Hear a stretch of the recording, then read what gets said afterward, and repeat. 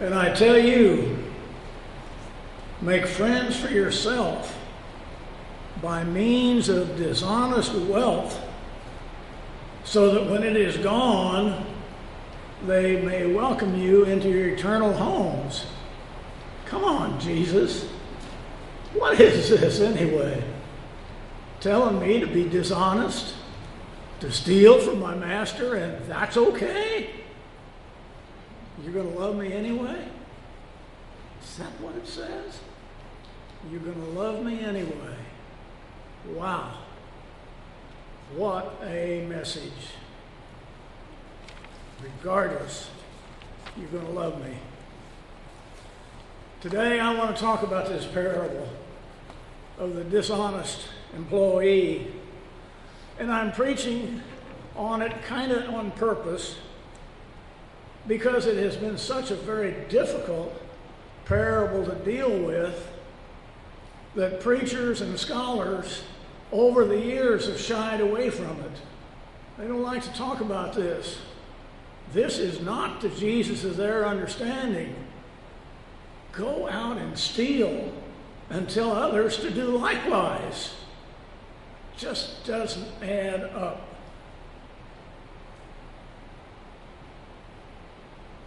And it's an extremely perplexing story, as it seems to tell me that it's just a little bit okay to be dishonest.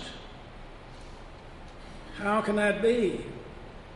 The man is praised for his dishonesty. And as I say, Jesus actually tells his disciples, go out and do the same thing. Go do likewise what this guy did. How can Jesus be our moral leader and teach us so many things about being straightforward, and then all of a sudden tell us it's okay to compromise your morals? Just okay. And the lesson preceding this in Luke is one of my all-time favorites. It's the story of the prodigal child, where the loving father welcomes his child home. You remember that story?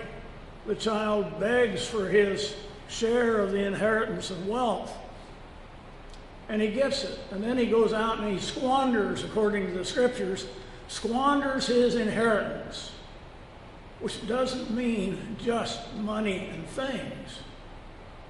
He squandered his inheritance from his heavenly Father. He squandered everything. He's lost it all.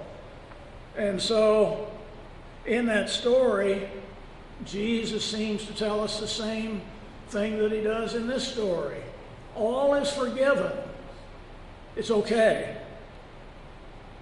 All is forgotten.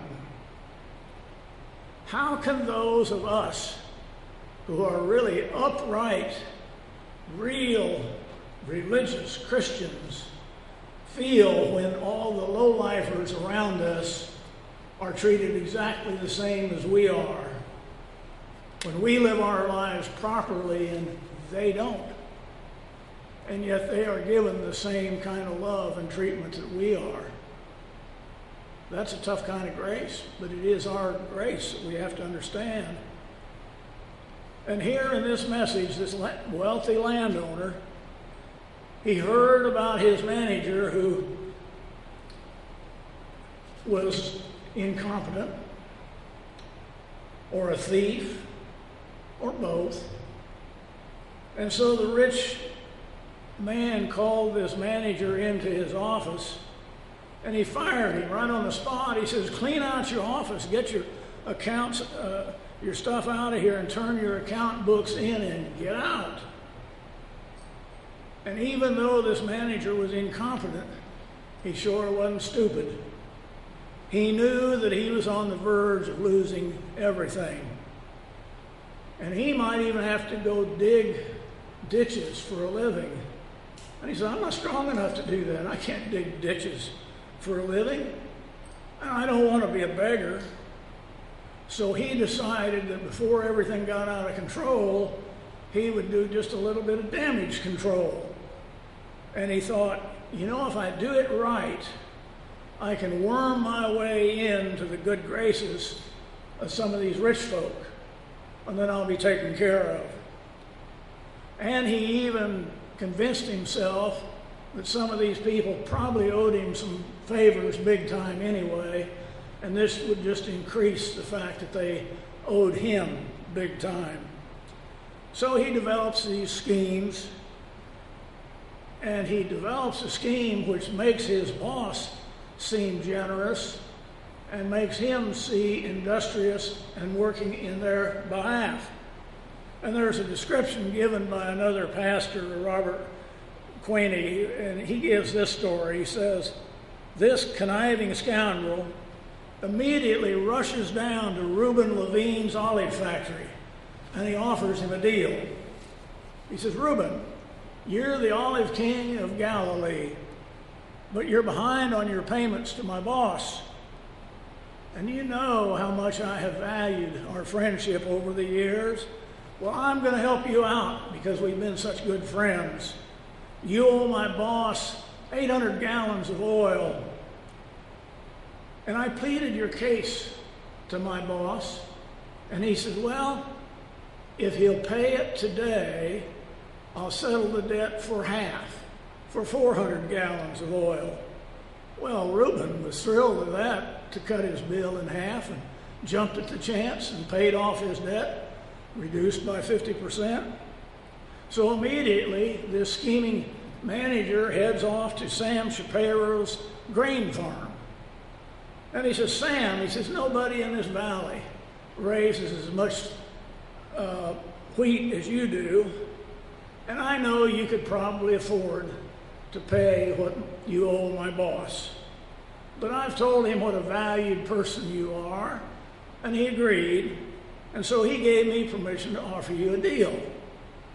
If you'll cut the bill in half today, he'll be glad to settle for it.' Like Reuben Levine, the olive oil king of Galilee, Sam Shapiro, the wheat farmer, now owes this conniving manager a big, big favor. And each of these fellows had already come to think very highly of the rich man, and now they thought very highly of his manager. And the deceitful manager is really pleased with himself. He knows what he's done, and he records these deals in his account books, and he goes back to his boss that he's fallen out of favor with. And he knows that in the long run, he's made friends of two of the very more important people in town. And he expects this rich landowner to throw a fit when he comes in and tells him what he's done, given those deep discounts. Well, imagine his surprise, as well as perhaps the surprise of the audience of Jesus when they heard this story, when the dishonest manager drops off the account books and the boss praises him. That's hard to get around, friends, to be praised for being dishonest. And the rich man says, your plan was absolutely ingenious.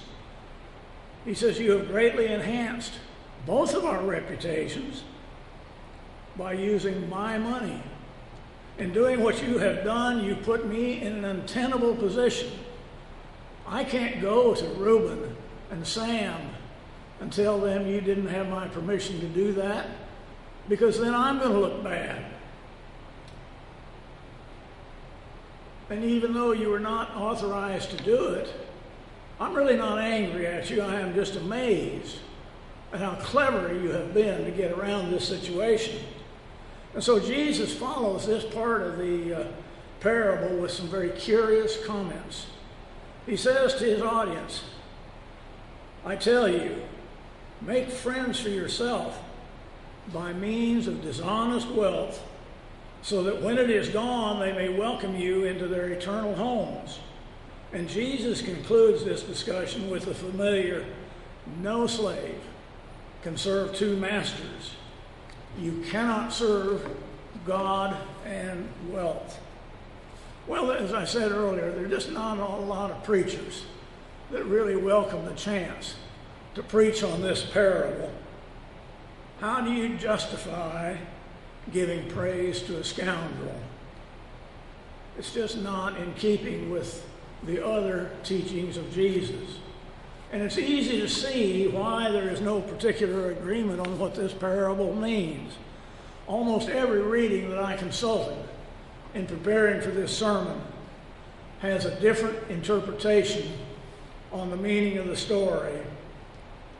One of the reasons may well be that simply that Jesus expected those that he was talking to understand the story, the message. But I rather imagine those folks that were listening to him then were just as confused by his message as you and I are today. And one of the reasons is that we are always confounded by reality. Reality that different people understand things differently. They are in a different place in their different lives. And my friends, I think this may well be one of the hidden secrets to this passage, that we do. Different people hear messages different from one another. You see, on any given Sunday, a minister preaches only one sermon. That's all I can do on one Sunday is one sermon. But everybody who hears the sermon may hear it just a little bit differently.